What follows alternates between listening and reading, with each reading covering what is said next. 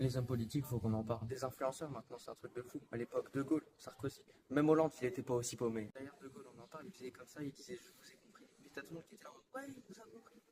Ah, t'en as un autre en Allemagne qui faisait des signes de la main en comprenant son peuple. Et puis maintenant, on a Macron. Il fait des lives TikTok, il annonce les gros projets sur les réseaux, c'est un truc de fou. Ah bah c'est simple, hein. Bientôt pour savoir si la troisième guerre mondiale est déclarée ou pas, faudra regarder TikTok et plus ces news. Et puis je sais pas si t'as vu, mais il y a pas longtemps, il a dit qu'il allait trouver de l'argent sans toucher aux impôts. Moi j'aimerais qu'il me fasse un tuto YouTube de comment on fait ça m'intéresse, hein.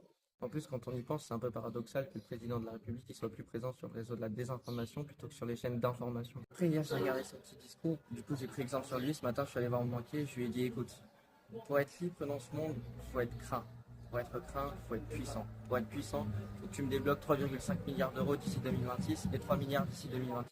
Bon, je suis ressorti de sur mon banquier, je me suis dit, bah apparemment, j'ai pas autant de pouvoir que le président. De toute manière, j'aurais dû me douter que c'était fake. La prochaine fois, tant qu'Hugo Décrypte, il a pas validé ce que dit le président, j'y crois plus. Bonne fête du 14 juillet à tous, repose en paix la main noire.